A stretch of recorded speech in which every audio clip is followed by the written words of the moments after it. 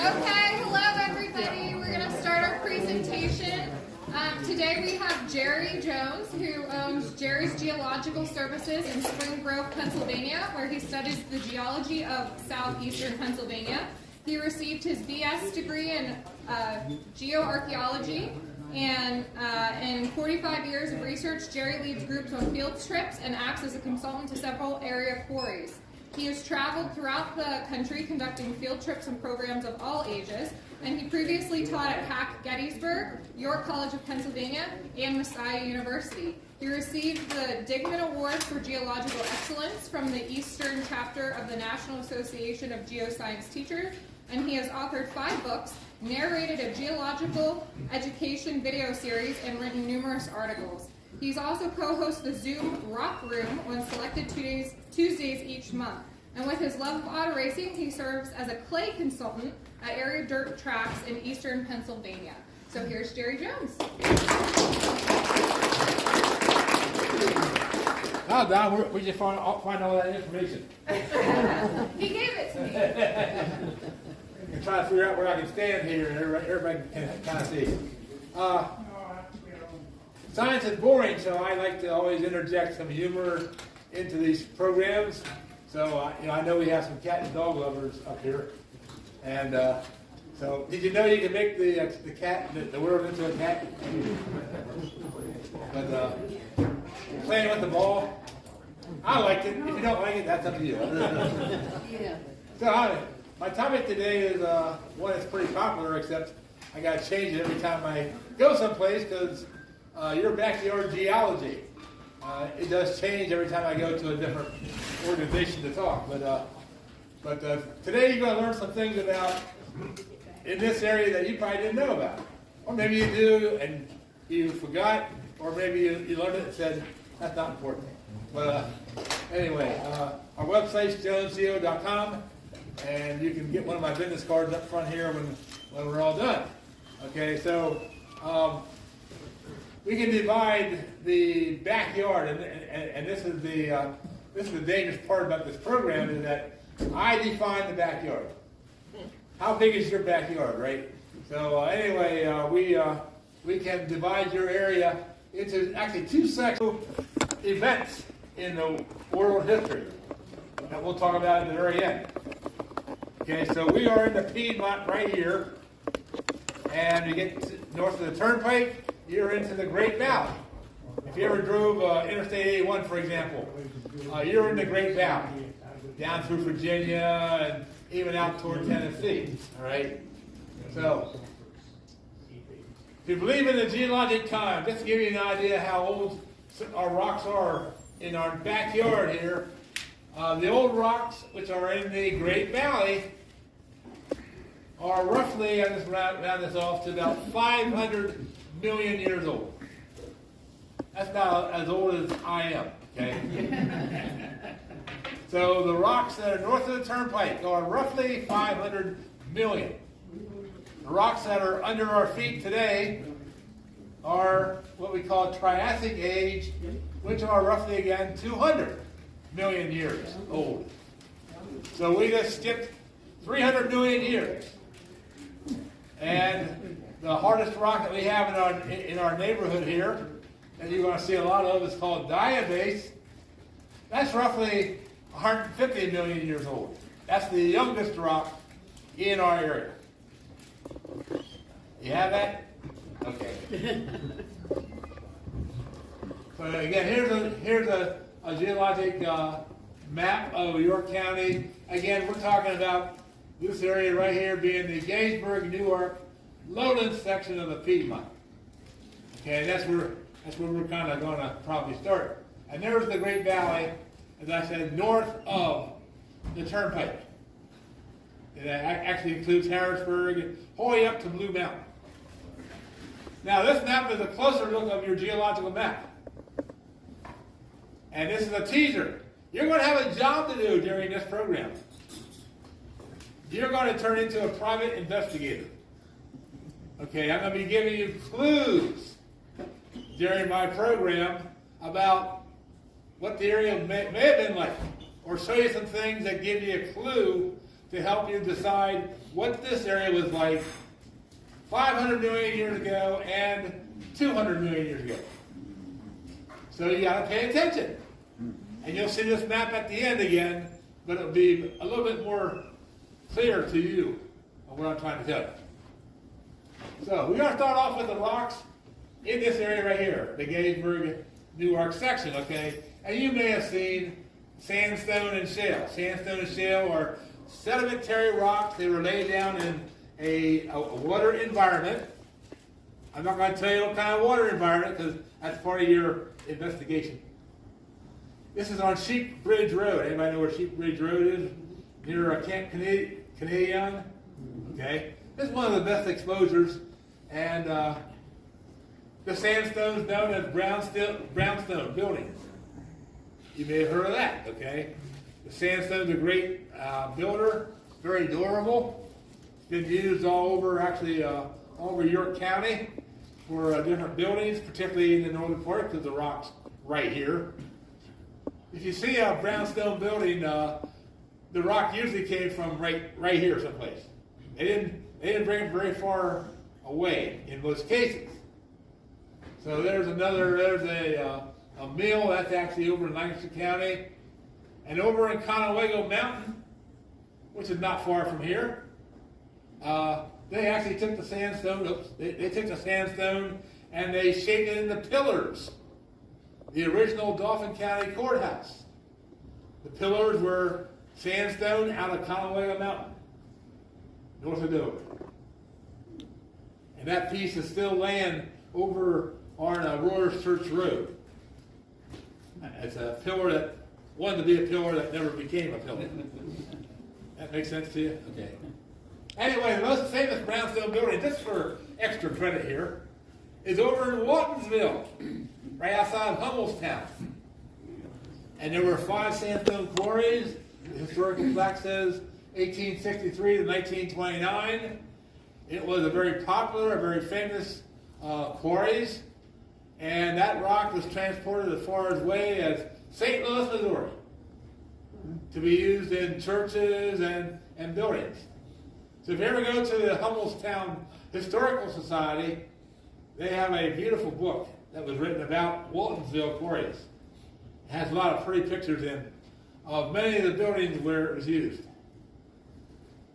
All right, and then we have this rock that has other rock fragments in it. It's like a sandstone, but it has angular fragments in it, which is mostly limestone. Okay, it's called a breccia. That's a geological term for a rock that has angular fragments in it. Okay, and this rock is actually pretty important. Not so much in your backyard, but nearby. It's called the Potomac Marble out of Maryland, right along the Potomac River. If you ever take the tour of the National Capitol building, the Hall of Statues pillars are all that rock. Just like you have here in your neighborhood here.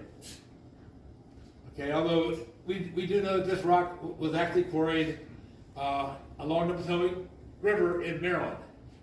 That was actually used within the Capitol building. But you have the same rock over here at Lewisberry. And a little bit actually close to Research Summit. So if you ever see that rock, angular fragments, tell somebody that rock is used in the National Capitol building. And they'll really say, wow, you know a lot of good stuff. And the rock I told you about earlier is 150 million years old. It's diabase. This is an igneous rock. The other rocks I've been talking about are sedimentary. Diabase came from magma. Volcanoes? No. But it was magma that came up inside the earth and it cooled as a rock, probably 4 to 5 miles deep. And it became a solid rock. And it's a very hard rock. It's called diabase. Local farmers call it ironstone. Why? Because when you hit it with your plow, you know it. Okay? And it's a very, very hard rock. It's the only rock that we can hit with our sledgehammer, and the hammer comes back and hits you in the face, saying, what are you trying to do to me? So Pinto Park is full of diabase. a rounded rock, okay? And there's another important site, Dominic's favorite place, Devil's Den, Gettysburg Battlefield. That's all diabase. There's actually a program that we do. We actually do field trips at Gettysburg, talking about the geology of the battlefield. How did the geology affect the battle? Because it did. But that's another story. So anyway, York Haven Hydroelectric Plant. I think it's the oldest hydro plant in the country, if I remember right. But the foundation is made out of that rock called diabase. Where did it come from? Anybody know where the diabase came from? Exactly. North Haven Quarry. From where? Quarry at North Haven. Yeah, you're right. This is the test here. Diabase. This is the quarry at York Haven, just north of the hydro plant, just beside the railroad tracks. Fairly large quarry where the rock was quarried out and built for York Haven. We also have rumors, we also have belief that the Howard Tunnel and the rail trail, that the portals, which we know are diabase, did come from York Haven. Okay, we think. So anyway, now, where we had magma coming up through the sedimentary rocks like sandstone and shale, the rock got baked. And there was a little chemical reaction that took place between the magma and the sedimentary rocks. And that caused a little bit of copper deposit. Nothing economically valuable, but over here on the right, the blue is azurite, the green is malachite. Two copper minerals that are pretty.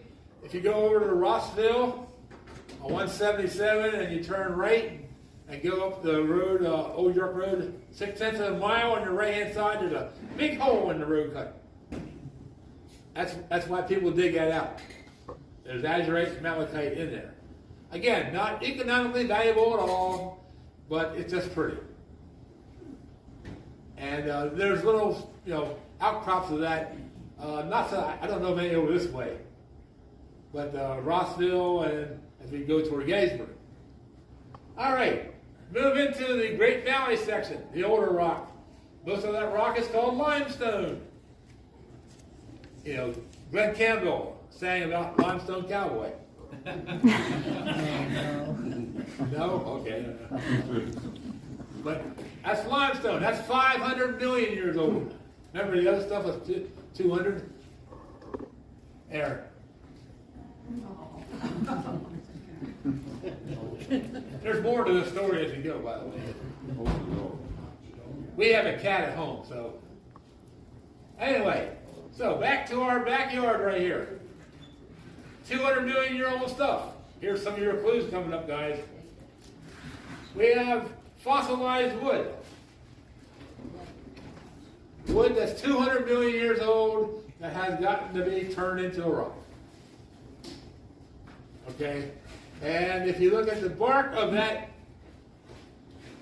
tree, that piece of wood, I'm not going to spill the beans. Okay?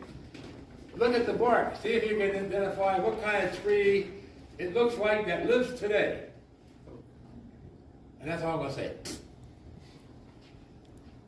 That's from between York Haven and Manchester, actually along the Conewago Creek. There's a lot of that down there. If anybody wants to see a big tree made out of fossilized wood, it's still there. There's fern fossils. Ferns that live today, not around here, but someplace else. Okay, and this is actually from a unknown fossil location. I'm not allowed to divulge its location because it's been being worked by the Smithsonian Institute. It's in the Manchester area. But these are 200 million year old fern fossils. So you got fossilized wood and ferns. Start drawing a picture. Where does that stuff live? And at the same site where the fern fossils are, we found this fossil called an ostracod. You can think of it as like a little seashell. except he lived in fresh water. Ostracods are called clam shrimp, but they lived in fresh water. And why is that important to a geologist? Well, before these ostracods were found, geologists were haggling over the fact, was this rock formed in marine water, or was it formed in fresh water, or was it formed in brackish water? Well, the ostracods kind of put a stamp on it, fresh water. Okay, so now we got wood from ostracods in fresh water. Okay, so where Roxanne's standing, that whole layer is where the ostracods are found. All right, here's some historical information, historical headlines, folks. These are all 3 articles about a certain item. Dinosaur footprints. Right here. Okay, here's one in the Northern York County. I'll show you where that site actually is. There's one near Yoakumtown. That's kind of like right out here, right? And this is another one from the Yoakumtown area. 1889, 1933, 1940. So there's this gentleman named Atreus Wainer. If you were at History Night with us, I talked about Atreus Wainer. He was a school teacher in New York City. He was actually eventually the school superintendent of New York City. And he was also an amateur fossil collector. And he came to Northern York County to find himself some dinosaur footprints. And one winter about 6 years ago, we actually retraced his steps. We read all of his documentation, and we went to the sites where he went to explore and found stuff. And that was kind of neat. Did we find any dinosaur footprints? The answer is no. We went to one site where he found fern fossils, and guess what's sitting there today? The Dover Township Sewage Facility. And they were very openly about it, and they gave us a great tour, and they showed us where the stream used to flow, because they rerouted it for the plant. But anyway, we plan on going back over there when they do some serious renovations, because there has to be more there. But anyway, Atreus explored, and one place he found was called the Midway Quarry. Who knows where the Midway Quarry is? Okay, let's back up.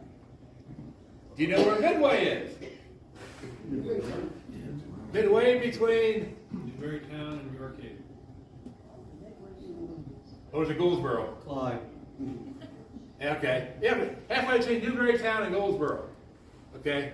And we read about Midway Quarry with his work, and I didn't know where it was. So we went to a new map called LIDAR, which shows you surface features without buildings and vegetation, all of that.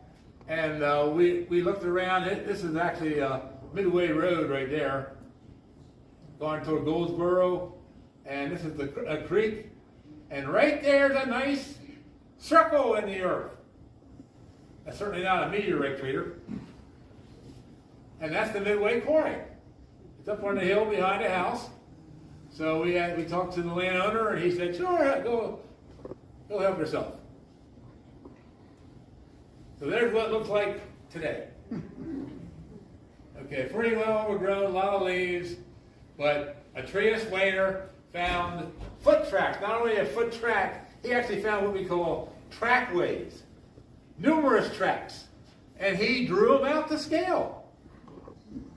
There's one of his drawings. All the footprints. Some were 3-toed, some were 2-toed, which were he only found 2. Some were 4-toed, which is true.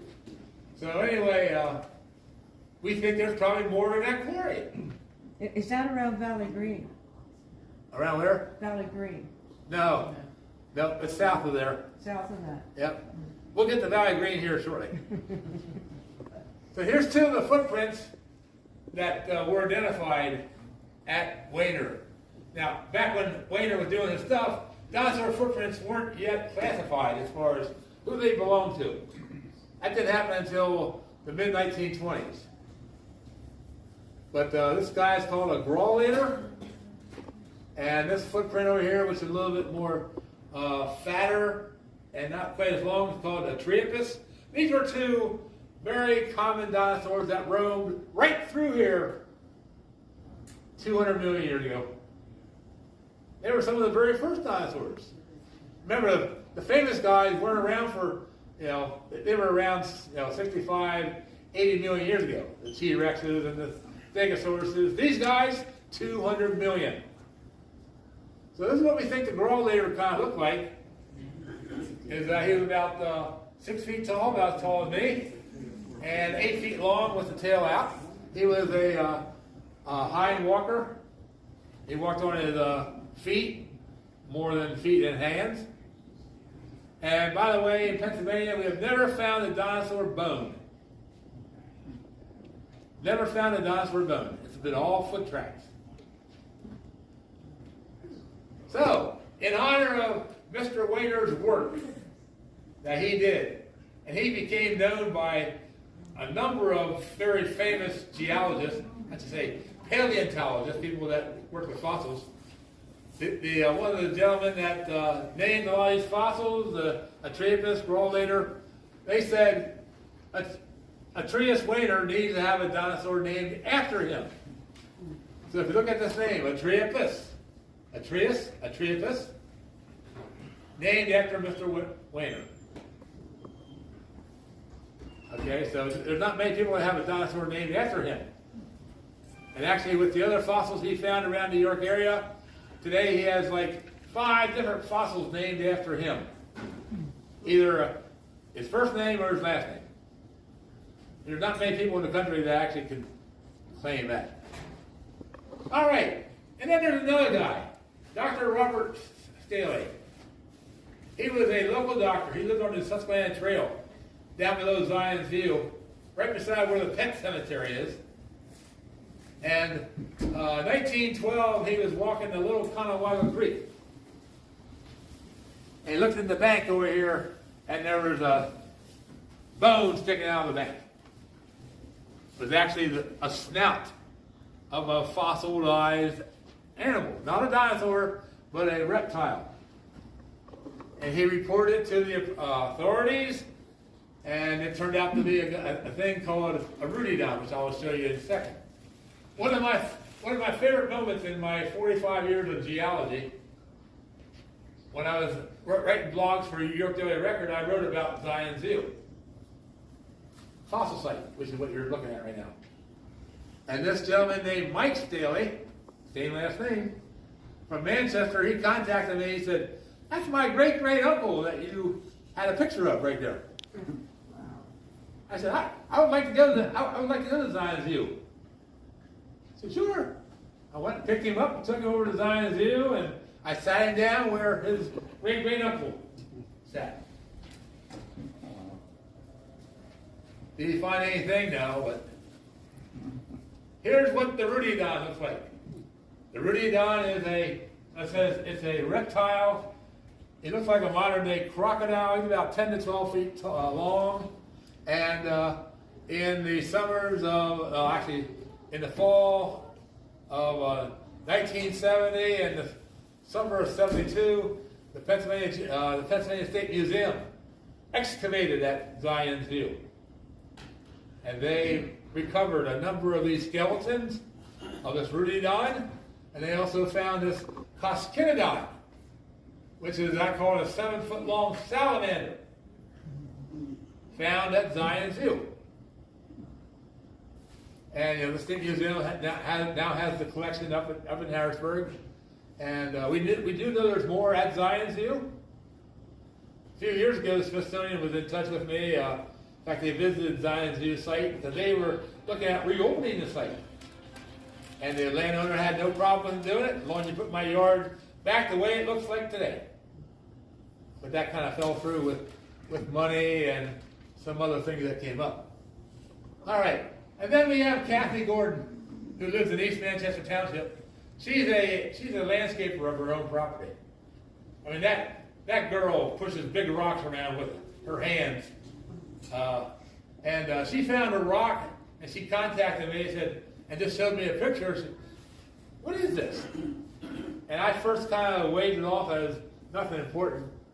But I did go up to her house not too long later and looked at the rock, and there's 5 toe marks. There's actually a little ridge. What clued me in is that when you put your fingers into mud, push it down, a little ridge of mud comes up between your fingers, and those are on that footprint. That's what kind of change my mind on all this, right? So I did contact my friend at Penn State, Dr. Cuffey, and he identified it as he identified it as a proto-Sushian, almost like the Rudidon that we saw from Zion View. And there's another picture of a Rudidon type. The specimen now, Kathy did not want to keep it. She said this should be in a museum, so it was actually donated to the Penn State Earth Science Museum. They have it now at the University Park. So anyway, all right, and you all spoiled the fun a while ago by saying Valley Green. So everybody knows where this site right here is. Valley Green Road, Juniper Road, and Black Walnut Road. And where the circle is, it's a famous dinosaur site called the Yoakumstown Dinosaur Site. And here's a picture from 1932 that they found a track.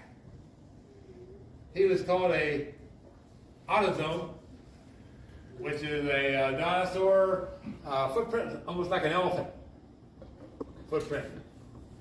Didn't really have toes, but he was a pretty massive dinosaur. Lived 200 million years ago, because that's how old the rock is, right? So we had these dinosaurs walking through sandstone, well, what became sandstone and shale.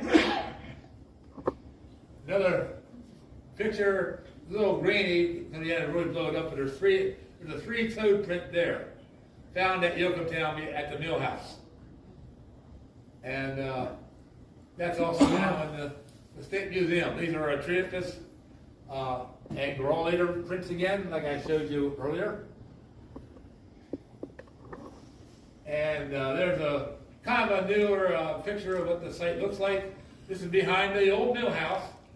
It actually came up for sale in 2018. Mr. Epperstall, who owned it for many, many years, moved to a retirement village in Lancaster. He sold the property in 2018, and on the information about the property, it did say a documented dinosaur fossil site. So, as recently as 1994, the State Museum did find a footprint there. So you never know. There got to be more there, yes. All right, mineral-wise.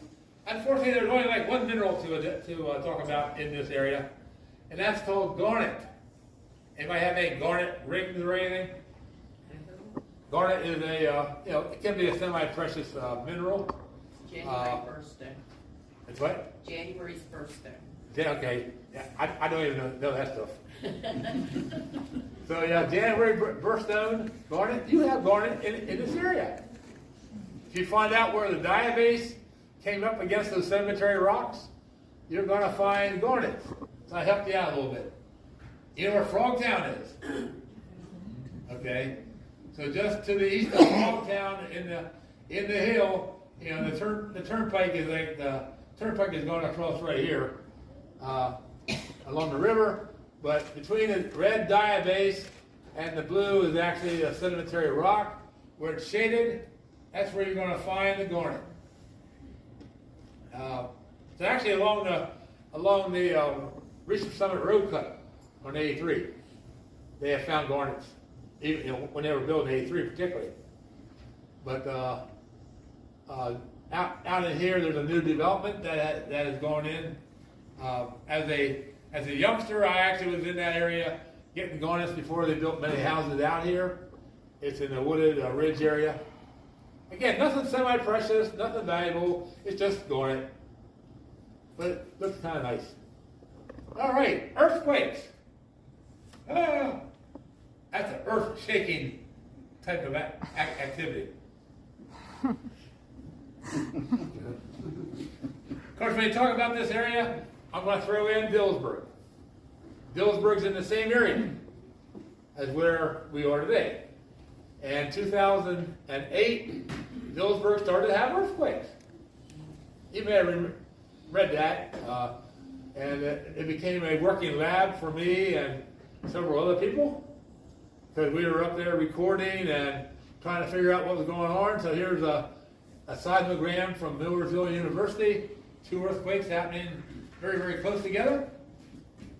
And this is where the earthquakes were happening.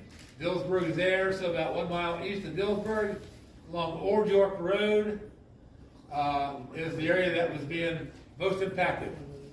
No damage, just a lot of shaking up residents, particularly the women. Women were afraid of what's coming down the road. And we actually had Dr. Schomburger from Millersville and I we had 2 community meetings where we tried to calm the people down.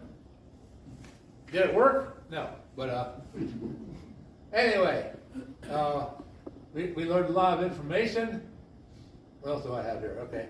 And we actually got some portable seismographs in there to record very accurately where these earthquakes were happening.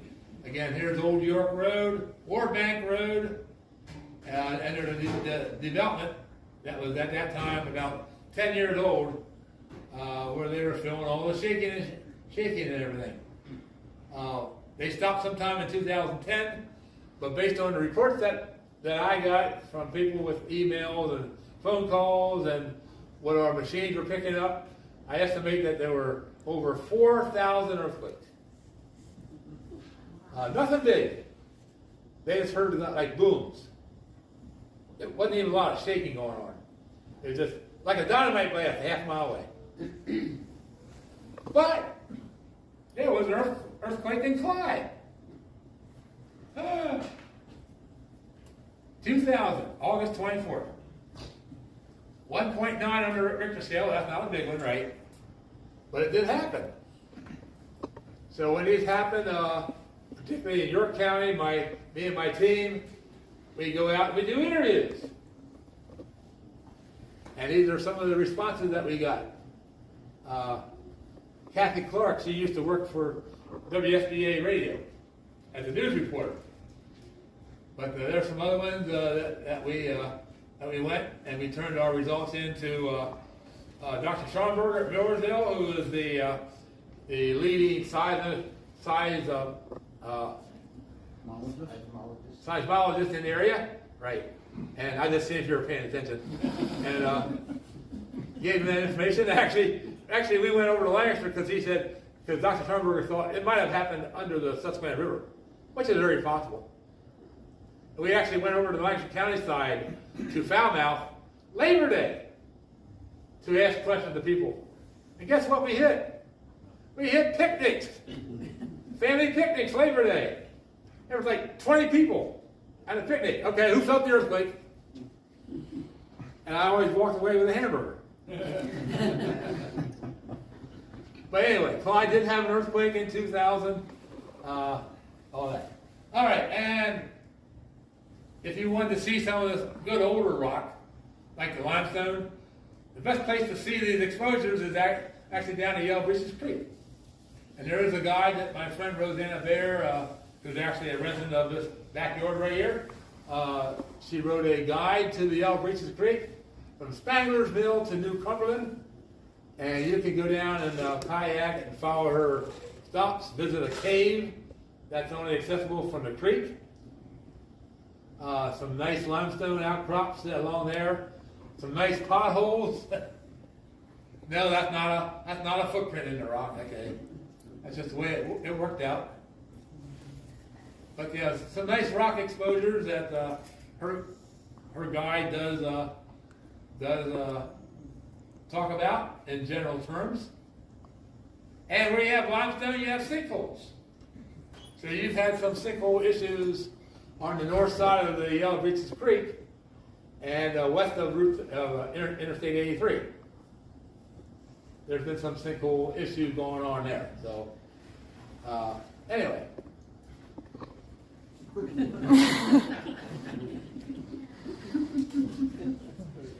Lastly, I can't leave here without talking about the Susquehanna River.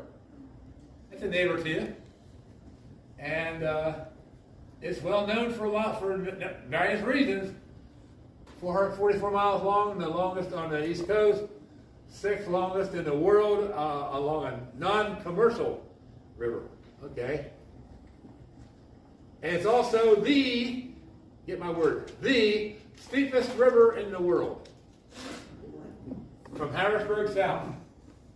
And of course, the steeper, the faster the water runs. That's why everybody wants to build a dam along the Susquehanna River.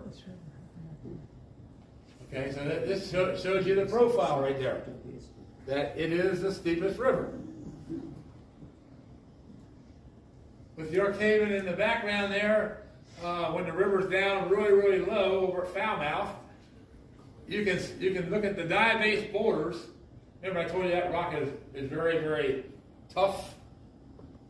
It's all diabase that Roxanne's sitting on there, and it has some tremendously large potholes in that rock. Carved out by the river. That was a lot of work for the river to do that in diabase. Like there's two examples right there. But they're only pretty much available to actually see when the river is way down. Okay? But that site's known for its potholes. And this shows you the strength of the river. And there's a big long story about the river, which I won't get into today. It actually does involve the Ice Age. Ice never got this far south, but the meltwaters did when the water melted 8,000 to 10,000 years ago. The river was actually up about 3 times higher than it is now, carving the landscape, and it did a lot of erosional damage. And like I said, I can take you to spots that are like above the York Haven hydroelectric plant on the hill and show you river cobbles. The river was here. Or the new state park, the River Hill State Park. They actually have cobbles at their parking lot, which is like 200 feet above the present day elevation of the river. Hey, we're back to here. So, hopefully you got some clues, okay, of what I was showing you. So again, let's pick on the green and the red area. That's that Piedmont, Gettysburg, New York lowlands section. 200 million year old rocks. I showed you the fossils, the dinosaurs included. So anybody have a guess of what that area might have been like? We had fossilized wood, we had ferns, we had dinosaurs. Swamps. What? Swamps. Swamps. You're exactly right. Yep, swamps. And visualize the Everglades. Because that's where we were at that time. Pennsylvania, we were where Miami is today. 200 million years ago. I'm going to show you that in a second. So, actually, here's about 450 million years ago. You see that continent called Laurentia? That's us. We were not called North America yet. We were called Laurentia. I won't get into how that got named. Just believe me, will you please? And we were moving north. Okay, and we were actually basically about on the equator. So when the limestones of the Great Valley were being formed, we were at the equator. So we have, there are some fossils in that rock that indicate the Bahamas. It tells us it was a tropical sea. And you can see we were surrounded by water, called the Iapetus Ocean. So when you get north of the turnpike, you're in the Iapetus Ocean. 500 million years ago. And not only were you on in the Iapetus Ocean, but you were on the continental slope. We have all this off the east coast now of North America, right? We have a continental shelf and the slope on off to the deep sea. So this is what our east coast looks like today. So we had the same thing 500 million years ago on Iapetus, on the Laurentia. All right, 200 million years ago, ever hear of Pangea, the supercontinent? Well, Pangea had come together before about 225 million years ago. 200 million years ago, when our rocks right here, the sandstone, shale, breccia were formed, we were splitting apart. Just like today's modern day example is over at the Red Sea. Ethiopia and Africa, that's splitting apart today. You wait around for another 5 million years, the Red Sea will be the Red Ocean. It's going to be water. Well, the same thing was going on right here. Because through southeast Pennsylvania, wherever this green belt is, which includes northern York County, we were rifted apart. Everything south of here was trying to go with Africa, and everything north of here was trying to go with North America. Newly formed North America, by the way. So we, being in here in the middle of this rift valley, I'm not sure where you would have really ended up. Maybe you wouldn't have ended up anywhere except right here. But here's Pangea. There's where we are today, relatively speaking. And now we are called North America. And when Pangea started to rip apart, it was the beginning of the Atlantic Ocean. So yes, if you're down in New York, if you were here, you could have ended up in Morocco. It turned out that this rift that we're sitting on today did not break apart. It actually broke apart further to the east under the Atlantic Ocean, what we call the Baltimore Canyon. But this rift that goes under our feet right here was very close to tearing apart. It was trying. So we could have been Moroccans. So I had a real blast here today. Getting a little tired. And there you go. Thank you.